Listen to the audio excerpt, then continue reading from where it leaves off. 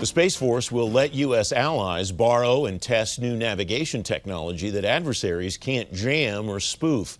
The new tech should help warfighters get a more reliable signal for GPS access. Makena Young is a research assistant at the Aerospace Security Project, Center for Strategic and International Studies. Makena, welcome. Thanks for coming on the program. This is just one example, as we talked a little bit before we went on the air, about the Space Force upgrading its technology and providing new capabilities. What are some of the other areas where the Space Force is trying to do that?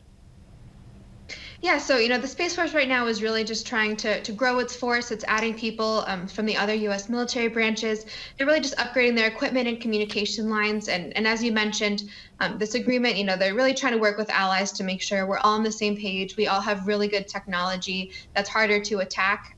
And so we're just really trying to make sure that we're ready to go. So the story in C4ISRnet is full of technology stuff that is, quite frankly, over my head. Allies will be able to take receiver cards for M-code ready military GPS user equipment technology for laboratory and field testing. What does the ally landscape look like for the Space Force? What is the benefit that they expect to derive from sharing this technology with allies?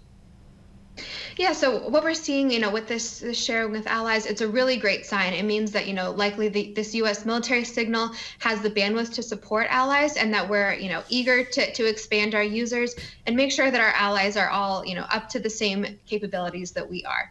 This new M code, it's not new really, but it's being used much more, and they are finally, they have 21 capable satellites on this M code that have encrypted GPS. It's a much more secure system than civilian GPS.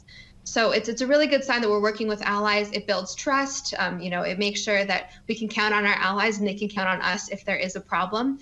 So it's a really good sign. That means that we're confident in this capability and that we're happy to share it with others. The word that came to mind as I read this account is resilience, is that this is something that will last for both us and our allies, no matter what an adversary might throw at it. Am I reading this the right way?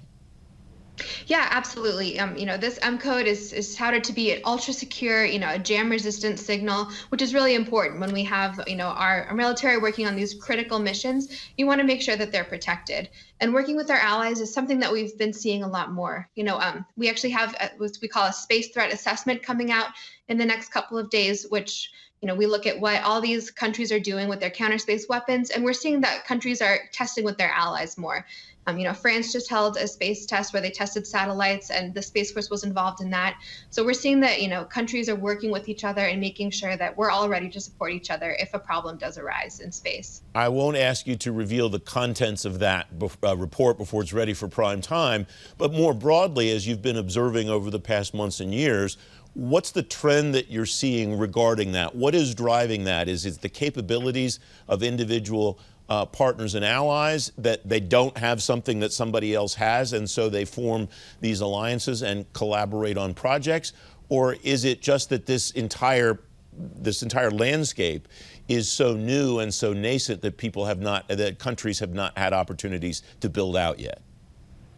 It's a little bit of both. So, the U.S., for example, has been really involved in space for a long time. So we have a lot of great capabilities. And so a lot of that is, helping our allies, these countries that don't have, these long-standing space capabilities, and making sure that, if we need help, we can count on our allies, and showing that, we're ready to support them as well. Another item that came out this week is that the Space Force is rethinking the way that it buys broadband. What's changing there, Makena? Yeah, so the Space Force is looking more at, using broadband from commercial companies, which is another really interesting development. It's a good sign that we think we can rely on commercial companies to provide this for the U.S. military, and it also is a good sign that likely these commercial companies are upping their security as well, that the Space Force will say, you might not be thinking about being attacked because you don't work in the defense industry, but we do. So we want everyone to kind of up their defenses and make sure that we're all really secure. We have about a minute left, Makena. What will you follow as both of these issues continue, or what do these issues touch in Space Force operations that you'll pay attention to? I think we're just seeing that the Space Force is really getting involved in a lot of these different ways, working with our allies and working with US commercial companies. It's a great sign that, we're confident in what we have and our capabilities, and that we're bringing everyone up, making sure that we're all compatible working with each other, and that we just make sure we have the most secure and protected signals. Makena Young, thanks very much for joining me again. It's great to have you back. Thank you so much.